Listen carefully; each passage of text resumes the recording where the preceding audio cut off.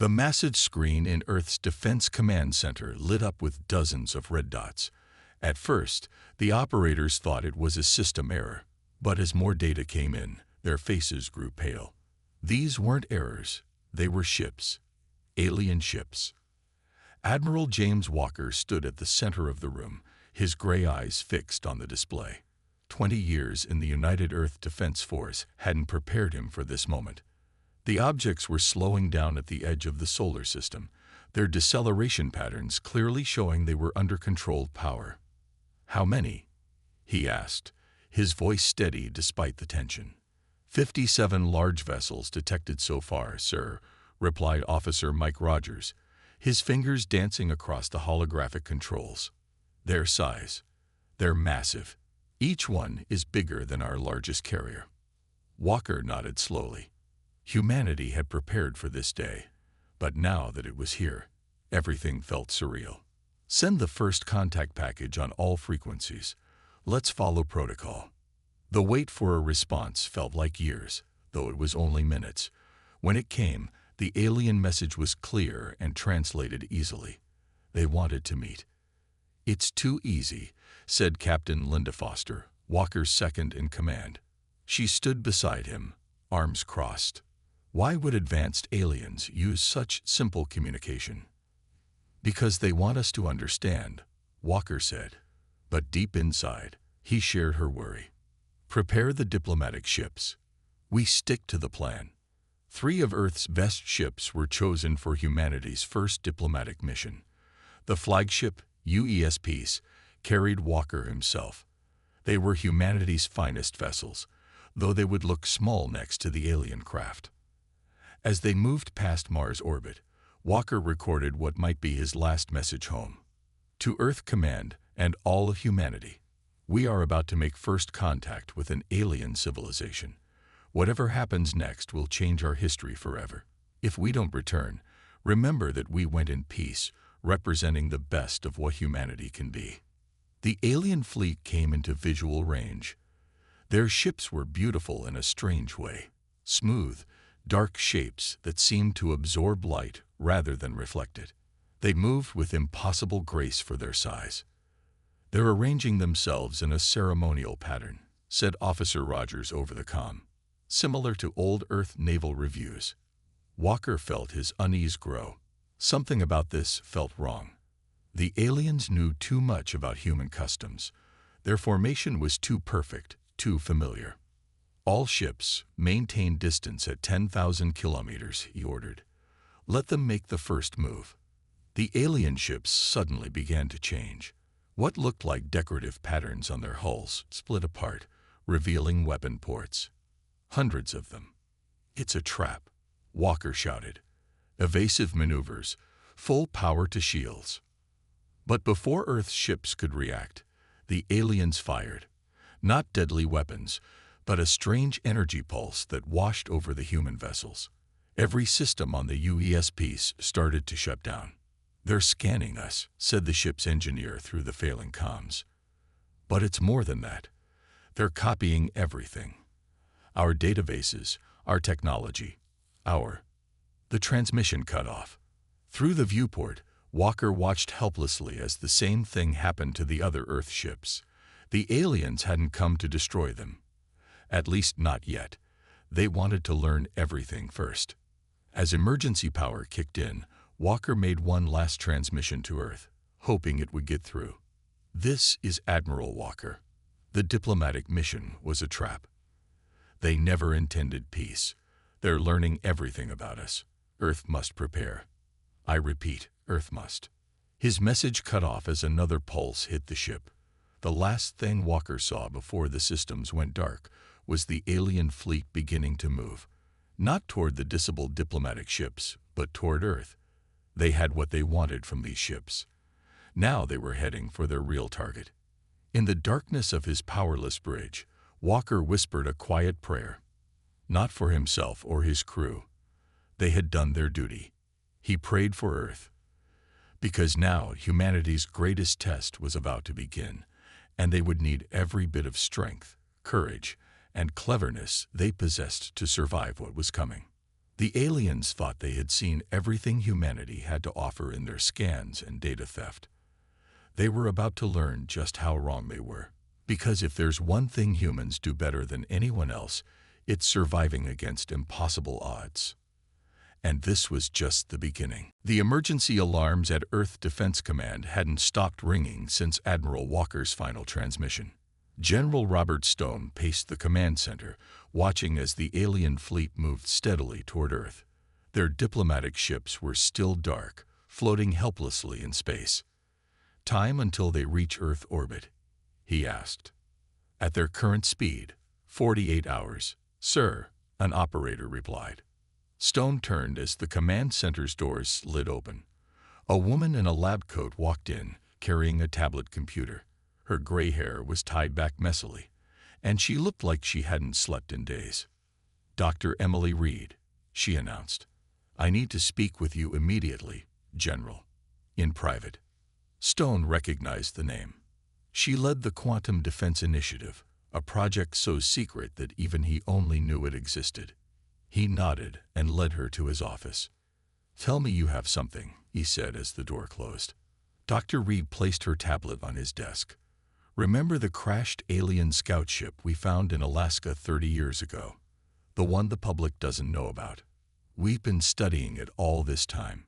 She pulled up a series of complex diagrams. "These aliens aren't as unknown to us as they think. That scout ship, it was from the same species. We've had 3 decades to study their technology." Stone's eyes widened. "Why wasn't I informed earlier?" "Because until 10 hours ago, we weren't sure our research would work," Reed replied. She showed him a video of a test chamber. Inside, a powerful energy beam, similar to what disabled the diplomatic ships, hit a small device. The device glowed blue, absorbed the energy, and remained functional. "Is that a working shield against their weapons?" Reed smiled. "Yes, we reversed engineered it from their own technology. The scout ship's defensive systems gave us everything we needed. We just had to figure out how to power it." Stone leaned forward. "Can we protect our ships?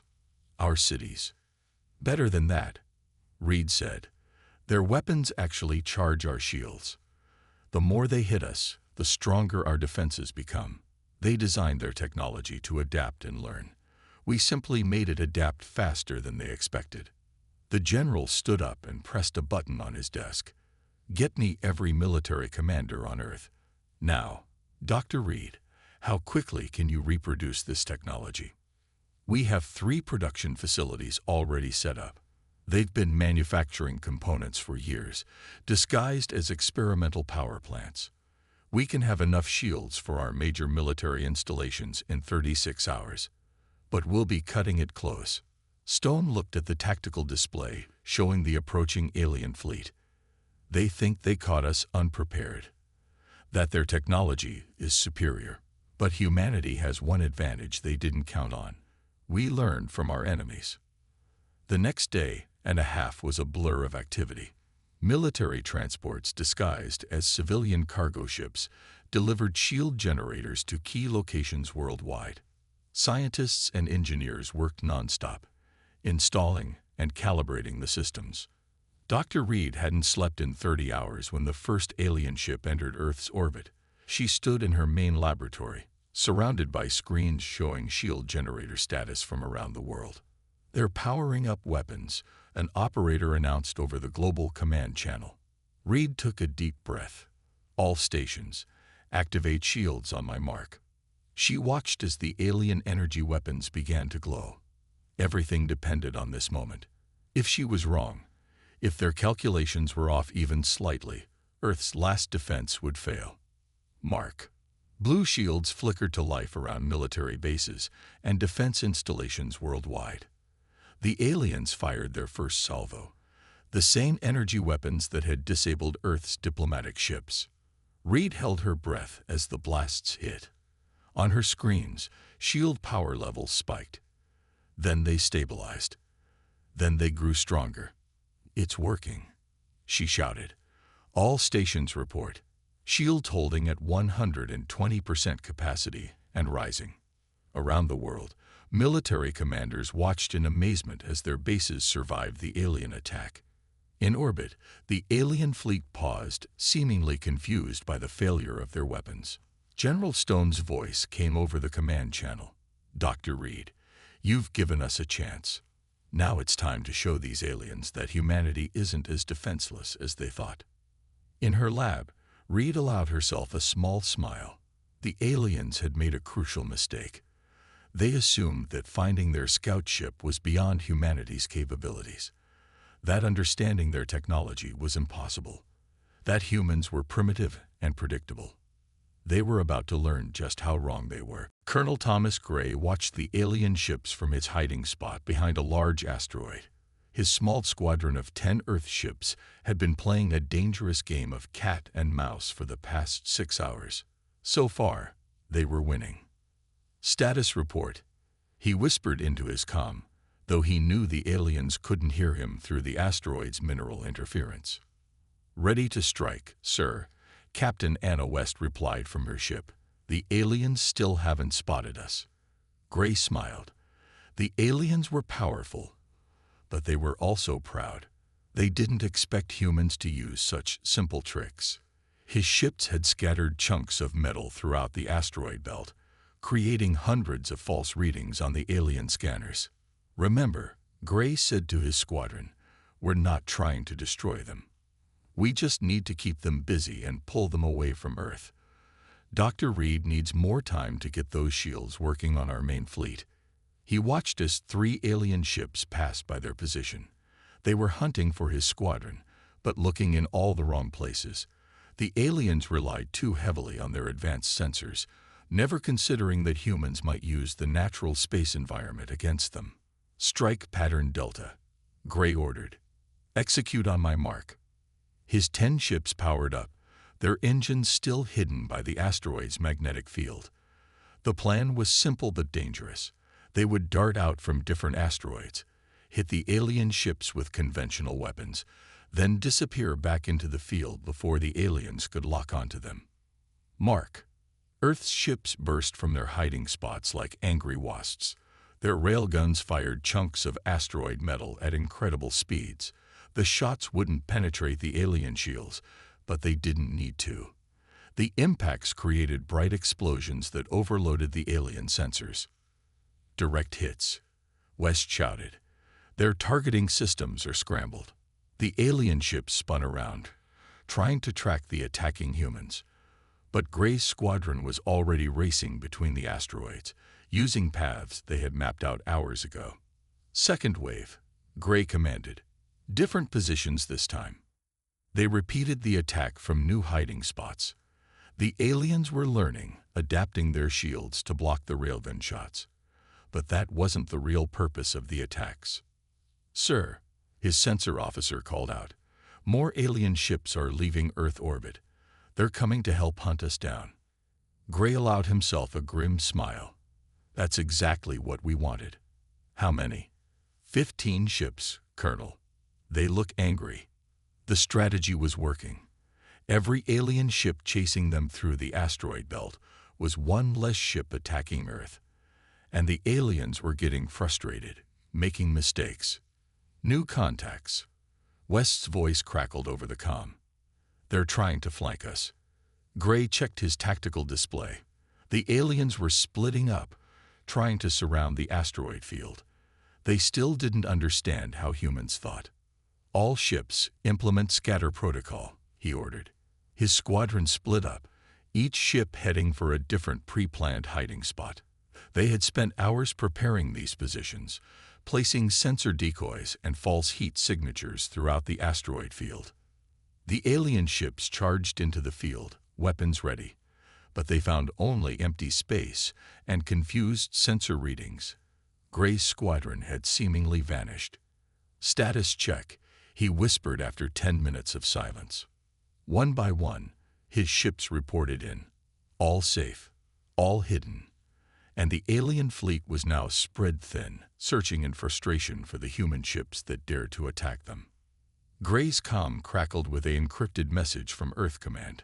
"Colonel, Dr. Reed reports shield installation at 75% completion. Keep them busy for 2 more hours. He looked at his tactical display. More alien ships were leaving Earth's orbit, joining the hunt. His small squadron had drawn away almost a third of the alien fleet. "We'll give you 3 hours," he replied. These aliens still have a lot to learn about human persistence. In the darkness of his bridge, Gray began planning their next series of attacks. The aliens thought humans were predictable, that they would fight like machines, following strict patterns. Instead, Gray's squadron fought like guerrilla warriors of old, using the terrain to their advantage, striking from shadows and disappearing before the enemy could respond. The aliens had superior technology, better weapons, and stronger shields.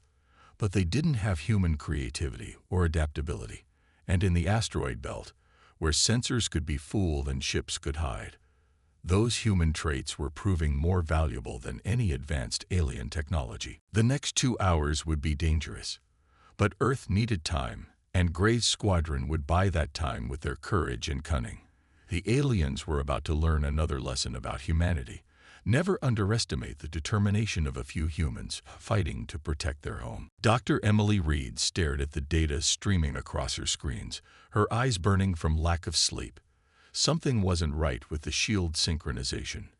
Earth's defense installations were protected, but getting the shields to work on moving ships was proving much harder. "Run the simulation again," she ordered her team. The laboratory hummed with activity as scientists and engineers worked to solve the problem. They had to get this right. Colonel Gray's squadron couldn't distract the aliens forever. Dr. Reed called out Mark Turner, one of her younger engineers. "I think I see a pattern in the alien attack data." Reed hurried to his station. The screen showed recordings of alien weapon strikes against Earth's shields. At first glance, the attacks seemed random. But, "Slow it down," she said. "Show me the energy patterns frame by frame." As they watched the slowed footage, Reed's eyes widened. "They're not random at all. Their weapons follow a predictable sequence, like a computer program running through a loop." She rushed to her own terminal and began typing rapidly. The aliens rely too much on their artificial intelligence. Their targeting computers always choose the most efficient attack pattern. And that's their weakness. The laboratory came alive with new energy as Reed explained her discovery. The alien weapons weren't truly adaptive. They just chose from a vast database of pre-programmed responses, complex but predictable. "If we introduce intentional chaos into our shield frequencies," Reed explained, "their targeting systems won't be able to predict where to hit." Hours passed as they reprogrammed the shields. Instead of trying to create a perfect defense, they made the shields fluctuate randomly. Each time the aliens' weapons struck, the shields would change frequency in an unpredictable pattern. "Ready for live test," announced Turner. They had set up a small drone outside the laboratory, equipped with the new shield design. Reed took a deep breath and activated the system. On their screens, they watched as the drone's shield flickered and danced with strange patterns. It looked unstable, but that was exactly what they wanted. "Fire the test weapon," she ordered. A captured alien weapon fired at the drone. The energy beam struck the shifting shields and bounced off harmlessly. The shields hadn't just blocked the attack, they had completely confused the weapon's targeting system. "It works," Turner shouted. The entire lab erupted in cheers. Reed immediately opened a channel to General Stone. "General, we've done it. We can protect the ships now. But we need to update every shield generator with the new code." "How long?" Stone asked. 2 hours to update everything. But there's more." Reed smiled. "We found a way to turn their own tactics against them. Their weapons are too perfect, too predictable. Our chaos theory shields make their targeting systems useless." Stone's voice was firm. "Do it. I'll tell Colonel Gray to begin falling back. His squadron has bought us enough time." The next 2 hours were a blur of activity. Reed's team transmitted the new code to every shield generator on Earth and in orbit. They worked frantically. knowing that each minute brought the alien fleet closer to discovering Gray's hiding places in the asteroid belt. Finally, Reed stood before the main command screen, watching as the last shield generators came online with the new programming. Across the planet and in orbit, Earth's defenses now flickered with unpredictable patterns that would confuse and deflect alien weapons. "Shield upgrade complete," she reported to Stone. "We're ready." "Excellent work, Doctor." Stone's voice carried new confidence. "Now we can show these aliens that sometimes the best technology isn't the most advanced. It's the most unpredictable." Reed watched as Colonel Gray's squadron began their careful retreat from the asteroid belt, leading the alien pursuit fleet back toward Earth. The aliens thought they were chasing their prey into a trap. Instead, they were about to face humanity's greatest strength: the ability to turn apparent chaos into an advantage. "Ready all defense stations," Stone ordered over the global command channel. "Prepare to show our visitors what happens when they underestimate human ingenuity." In her laboratory, Reed silently thanked the aliens for being so predictable, so reliant on their perfect technology. They were about to learn that perfection could be a weakness, especially when facing an enemy who had mastered the art of controlled chaos. Admiral James Walker stood on the bridge of his new flagship, the UES Defiant.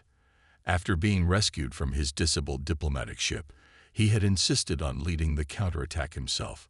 Earth's entire fleet was now equipped with Dr. Reed's Chaos Theory shields, ready to face the alien armada. "Colonel Gray's squadron is almost back to our position," reported Captain Linda Foster, who had also survived the first contact trap. "The aliens are following them, just as planned." Walker nodded, watching the tactical display. 20 alien ships were chasing Gray's small squadron, thinking they had the humans trapped between their forces and the main alien fleet near Earth. They didn't know about the shield breakthrough. "All ships, battle formation Delta," Walker ordered. "Remember your training. Don't move in straight lines. Keep your movements random and unpredictable." Earth's fleet moved into position, their new shields flickering with strange, chaotic patterns. Dr. Reed's voice came over the command channel. "Remember, Admiral, the more erratic your movements, the harder it will be for their targeting systems to lock on." "Understood, Doctor." Walker turned to his crew. "Battle stations. Prepare to engage on my mark." Colonel Gray's squadron emerged from their high-speed run, their ships weaving and spinning in seemingly random patterns. The pursuing alien vessels followed, weapons charged and ready to fire. "Now," Walker commanded. Earth's fleet revealed itself, emerging from behind the moon where they had been hiding. The alien ships suddenly found themselves caught between two human forces, but they didn't seem concerned. After all, their technology was superior. The aliens fired their energy weapons, expecting an easy victory. But this time, something different happened.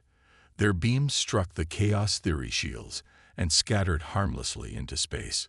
The human ships' erratic movements and unpredictable shield patterns confused the alien targeting systems completely.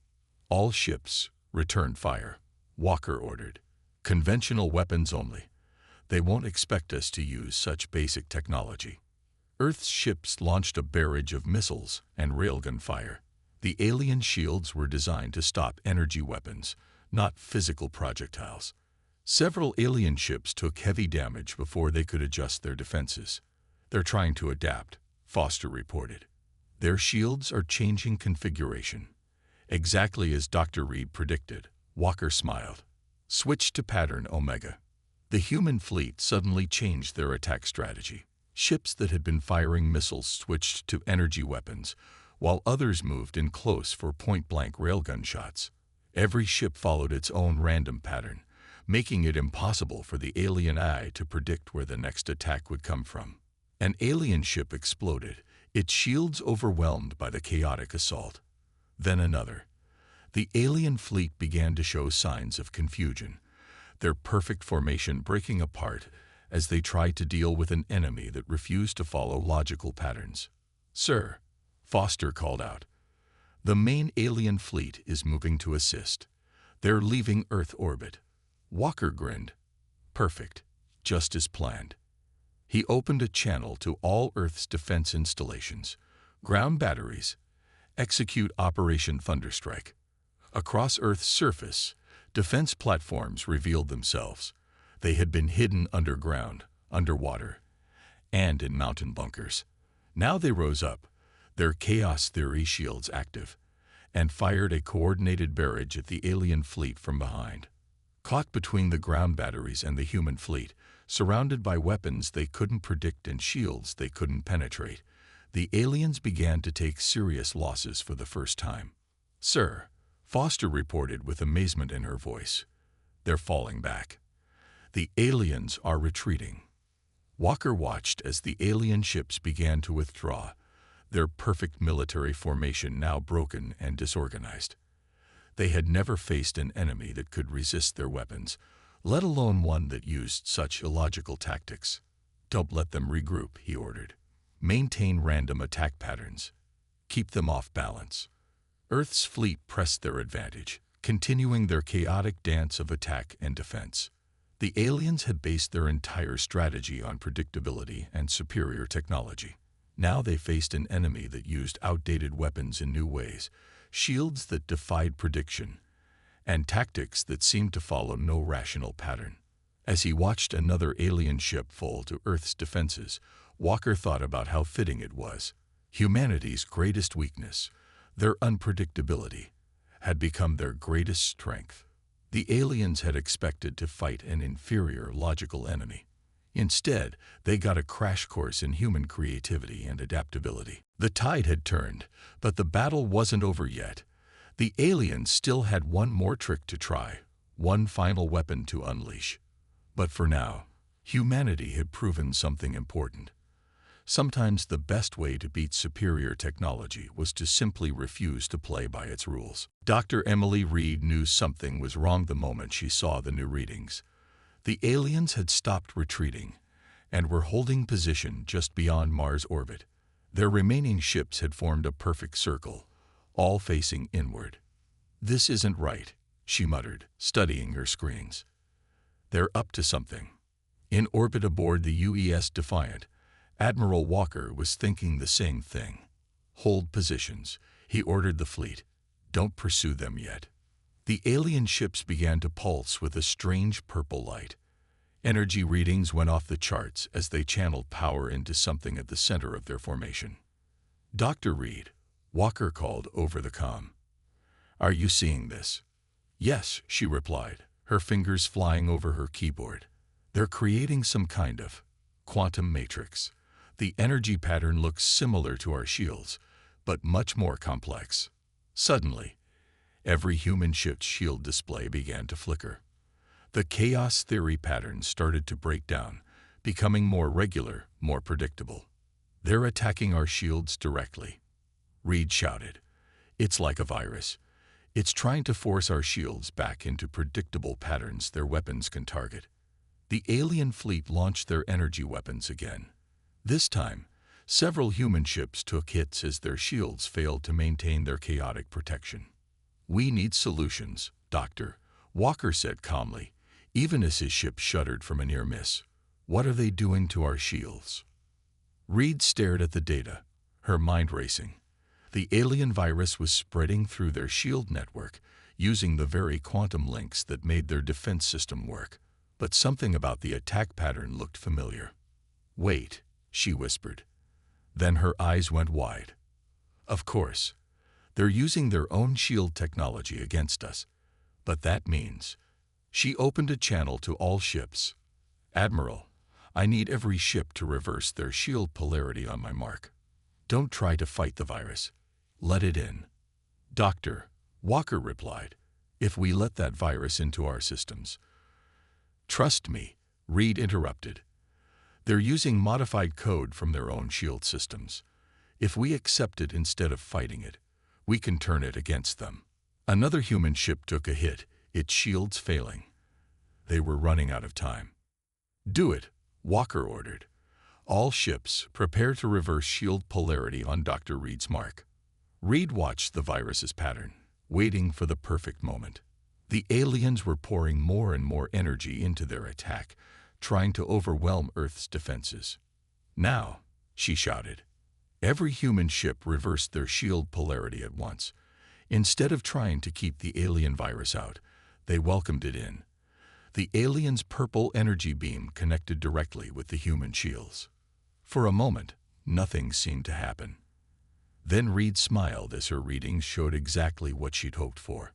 "Their virus is trying to make our shields predictable," she explained.